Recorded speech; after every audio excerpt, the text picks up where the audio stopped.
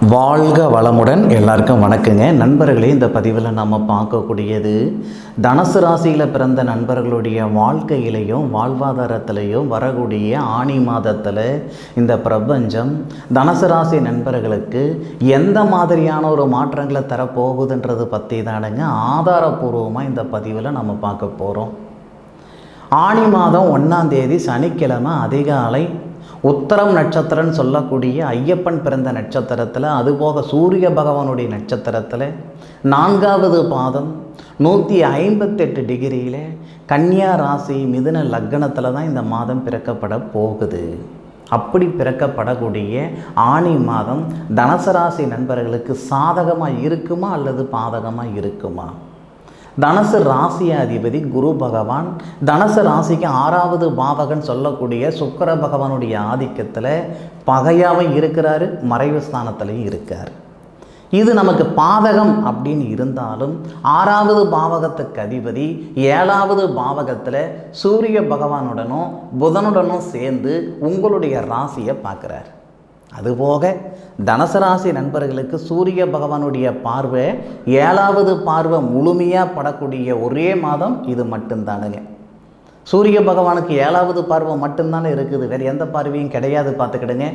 அப்போது சூரிய பகவானுடைய பார்வை முழுமையாக வாங்கக்கூடிய ஒரே மாதம் இந்த ஆணி மாதம் மட்டும்தான். ஆணி 1ஆம் தேதியிலிருந்து ஆணி 32ஆம் தேதி வரை, அதாவது ஜூன் 15ஆம் தேதியிலிருந்து ஜூலை 16ஆம் தேதி வரை. அப்போது சுக்கிர பகவான் அப்படின்றவர் உங்களுடைய ராசிக்கு 6வது பாவகத்துக்கு அதிபதி, பாதகாதிபதி. அப்போது லாபஸ்தானாதிபதி அவரே. புதன் சூரியனுடன் சேர்ந்து அஸ்தமனமே ஆகியிருந்தாலும் புதனாதித்ய யோகமாக இருந்து உங்களுடைய ராசியை பார்க்குறார். உங்களுடைய வாழ்வாதாரத்தில் மாற்றங்கள் வரக்கூடிய மாதம் இந்த ஆணி மாதம். உழைப்பு மட்டும் இருக்கே, உயரவில்லையே, கஷ்டம் மட்டும் இருக்கே, கஷ்டத்துக்கு தகுந்த பலன் இல்லையே, யாரோ பிழைக்கிறதுக்கு நான் கஷ்டப்பட்டுக்கிட்டு இருக்கிறேன், ஏன் உழைப்பு எனக்கு ஆகலையே அப்படின்னு சங்கடப்பட்டுட்டு இருக்கிற தனுசு ராசி நண்பர்களாக நீங்கள் இருந்தால் ஆணி மாதம் 1ஆம் தேதியிலிருந்து ஆணி மாதம் 21ஆம் தேதிக்குள்ளார 100% உங்களுடைய வாழ்வாதாரத்தில் மாற்றங்கள் வரப்போகுது. பார்த்த இடத்துல காசு பணமாக இருந்ததுங்க, இன்றைக்கி எந்த பக்கம் 10 ரூபாய் இருக்குதுன்னு தேடுற காலத்தில் நான் இருந்துக்கிட்டு இருக்கிறேன். இருக்கிற நகரத்தை அடமானம் வச்சு பார்க்கக்கூடிய ஒரு சூழலில் இருந்துக்கிட்டு இருக்கிறேனுங்க அப்படின்னு சங்கடப்பட்டு இருக்கிற தனுசு ராசி நண்பர்களுக்கு இந்த நாட்கள் ஒரு அற்புதமான நாட்கள். உங்களுடைய ராசிக்கு 2வது பாவகத்துக்கு அதிபதி தனஸ்தானாதிபதினு சொல்லக்கூடிய கிரகம் சனி பகவான். சனி பகவான் 3வது பாவகத்தில் குரு பகவானுடைய சாரம் நட்சத்திரத்தில், புரட்டாதி நட்சத்திரம் சொல்லக்கூடிய குபேரர் பிறந்த நட்சத்திரத்தில் 3வது பாவகத்தில் இருந்து வக்ரம் அடைய போகிறார். அப்போது உங்களுடைய ராசிக்கு 2வது பாவகத்துக்கு அதிபதி தனத்துக்கு அதிபதி 3வது பாவகத்தில் குரு பகவானுடைய சாரம், ராசிநாதனுடைய சாரம் வாங்கி 5வது பாவகத்தை பார்க்குறார். 5க்குடைய கிரகம் 5வது பாவகத்திலே இருக்கிறார் செவ்வாய். உங்களுடைய முன்னோர்களுடைய கர்மா நீங்க போகுது இந்த நாளில், இந்த மாதத்தில்.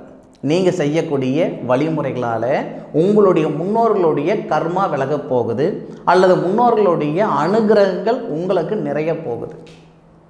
அப்போது 100% இந்த தனுசு ராசியில் பிறந்த ஆணாக இருந்தாலும் சரி, பெண்ணாக இருந்தாலும் சரி, உங்களுடைய வாழ்க்கையிலையும் சரி, வாழ்வாதாரத்திலையும் சரி, அடுத்த கட்டத்துக்கு போயிட்டுனுங்க அப்படி நீங்கள் சொல்லக்கூடிய ஒரு மாதமாக இந்த ஆணி மாதம் இருக்க போகுதுன்றதுல அது மாற்று கருத்து கிடையாது. நிறைய நண்பர்களுக்கு புத்திர செல்வம் இல்லாமல் இருக்கும். தனுசு ராசியில் பிறந்த நண்பர்களுக்கு புத்திர செல்வம் இல்லாத, பார்க்காத வைத்தியம் இல்லை, பண்ணாத பரிகாரம் இல்லை, போகாத கோவில் குளம் கிடையாது, இது வரைக்கும் எனக்கு நல்லது நடக்கலை, இதுக்கு மேற்கொண்டு நல்லது நடக்குன்ற நம்பிக்கை எனக்கு இல்லை அப்படின்னு நினச்சிக்கிட்டு இருந்தாலும் இந்த தருணத்தில் உறுதியாக புத்திர செல்வம் பெறுகிறதுக்கு உண்டான நேரம்.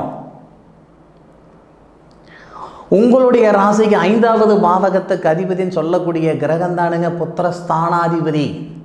அப்போ புத்திரஸ்தானாதிபதினு சொல்லக்கூடிய செவ்வாய் 5வது பாவகத்தில் இருக்கையில் உடலஸ்தானாதிபதினு சொல்லக்கூடிய தனஸ்தானாதிபதினு சொல்லக்கூடிய குடும்பஸ்தானாதிபதினு சொல்லக்கூடிய சனி பகவான் செவ்வாவை பார்க்க, புத்திரகாரகன் அப்படின்னு சொல்லக்கூடிய கிரகம் குரு, அந்த குரு பகவான் செவ்வாவுடைய வீடான உங்களுடைய ராசிக்கு 12வது பாவகம் ஐன சுகஸ்தானத்தை பார்க்குறார். யாருடைய சாரம்? சந்திரனுடைய சாரம். சந்திரனுடைய சாரத்தில் குரு பகவான் இருப்பார். சந்திரன் இருக்கிற இடத்தையும் குரு பகவான் பார்க்குறார். இந்த வகையில் கணவன் மனைவிக்குள்ள இருக்கிற சங்கடங்கள் நீங்கும். புத்திர செல்வம் உருவாகிறதுக்கு உண்டான நேரமும் உருவாக்கும். இந்த தருணத்தில் படிச்சிருக்கேன், படித்த படிப்புக்குண்டான வேலை வாய்ப்புக்கு போகாமல் சிரமப்பட்டுக்கிட்டு இருக்கிறேன். 10 கூடிய கிரகம் புதன் சூரியனுடன் இருந்து உங்களுடைய ராசியை பார்க்குறாரே, அஸ்தமனம் ஆயிட்டாருன்னாலும் புதன் ஆட்சி நிலையில் இருக்கிறார். அதுபோக செவ்வாவுடைய சாரம் வாங்கியிருக்கிறார். அப்போது உங்களுடைய ராசியை பார்க்கக்கூடிய புதன், சூரியன், அதுபோக சுக்கிரன், இந்த 3 கிரகங்களுடைய அமைப்பும் உங்களுடைய ராசி மேலே படுவதால் படித்த படிப்புக்கு உண்டான வேலை வாய்ப்பு பிறக்க போகுது. ஐயா, வாங்கின பணத்தை தடுமாறி நான் கட்டிவிடுவேன், அது எனக்கு பிரச்சனை கிடையாது. கொடுத்த பணம் வந்து சேரல, வருமா வராதா? என் வீட்டு பணமாக இருந்தால் போனால் போயிட்டு போதுன்னு விட்டு விடுவனுங்க. அடுத்த இடத்துல வாங்கி கொடுத்து விட்டனுங்க. ஏன்டா கொடுத்தோம், எதுக்குடா கொடுத்தோம், எப்படா கொடுத்தோம் அப்படின்ற மனநிலையில் நான் இருந்துக்கிட்டு இருக்கிறேனுங்க. கொடுத்த பணம் வந்துடுமா? நிச்சயம் வந்து சேர்றதுக்கான வாய்ப்பு இருக்குது. பொதுவாக சூரிய பகவான் எந்த பாவகத்தில் இருக்கிறாரோ அதுதான் மாதம்னு சொல்லுவாங்க. சூரிய பகவான் மேசத்தில் இருந்தால் சித்திரை மாதம், ரிஷபத்தில் இருந்தால் வைகாசி மாதம், அதே மிதனத்தில் இருந்தால் ஆனி மாதம். சூரிய பகவான் எந்த பாவகத்தில் இருக்கிறாரு, யாருடைய சாரத்தில் இருக்கிறாரோ அதுக்கு தகுந்த மாதிரி ஒரு பலன்கள் தான் ஏற்படும். அப்போது சூரிய பகவான் ஆனி மாதம் 1ஆம் தேதியிலிருந்து ஆனி மாதம் 7ஆம் தேதி வரை செவ்வாவுடைய சாரம் வாங்குறார். புத்திர செல்வம் உருவாகிறதுக்கு உண்டான நேரமாக இருக்கும். அதுபோக 7ஆம் தேதியிலிருந்து 21ஆம் தேதி வரை 4வது பாவகம் குரு பகவானுடைய ஆதிக்கத்தில் இருக்கக்கூடிய ராகு சாரத்தில் வாங்குறார். பொருளாதாரத்தில் இருக்கிற சங்கடம் சரியாகும். ராகு பகவானுடைய நட்சத்திரம் திருவாதிரை நட்சத்திரம், சிவனுடைய நட்சத்திரத்தில் அந்த சிவனான சூரிய பகவானே வரும் பொழுது பொருளாதாரத்தில் இருக்கிற பிரச்சனை சரியாகிறதுக்கும், கழுத்து பிடிக்கிற அளவுக்கு கடன் பிரச்சனை இருக்குது, பண பிரச்சனை இருக்குதுன்னாலும் அதிலிருந்து விலகிறதுக்கு உண்டான ஒரு தருணத்தை இந்த பிரபஞ்சம் தரப்போகுது. அந்த அனுகூலம் வரப்போகுது.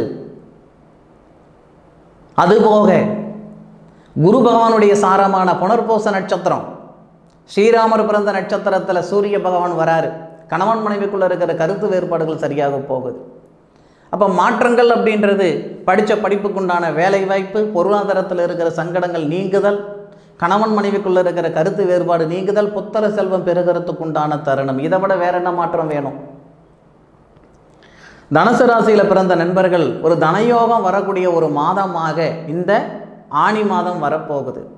முக்கியமாக 3வது பாவகத்தில் சனி பகவான், 3வது பாவகத்துக்கு அதிபதி குரு பகவானுடைய சாரம் வாங்கியிருக்கிறார்.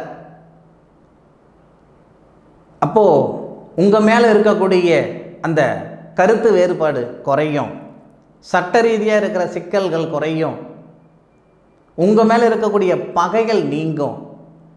அப்போது காதலர்களுக்கு இடையிலேயே கருத்து வேறுபாடு, கணவன் மனைவிக்குள்ளே கருத்து வேறுபாடு, அண்ணன் தம்பிகளுக்குள்ள கருத்து வேறுபாடு, உங்களை மற்றவங்க புரிஞ்சுக்கிடுவாங்க. உங்களுக்கான ஒரு நாட்கள், உங்களுக்கான ஒரு மாதம், உங்களுக்கான ஒரு தருணம் இது. ஆக தனுசு ராசி நண்பர்களுடைய வாழ்க்கையில் நிச்சயம் மாற்றங்கள் வரப்போகுதுன்றதில் மாற்று கருத்து இல்லை. உங்களுடைய சுய ஜாதகத்தின் அமைப்பு கொண்டு பலன்கள் கொஞ்சம் வேறுபடும். என்னுடைய காணொலியை முழுமையாக பார்த்தமைக்கு மனசிலிருந்து மனமார்ந்த நன்றிகளை சொல்லிக்கிறேனுங்க. மீண்டும் அடுத்த ஒரு அற்புதமான தருணத்தில் உங்கள் அனைவரையும் சந்திக்கும் வரை உங்களிடமிருந்து விடைபெறுவது உங்கள் வீட்டு ஜோதிட நண்பனான மா காளிதாஸ் மணிகண்டன். திருச்சிற்றம்பலம். வாழ்க வையகம், வாழ்க வளமுடன்.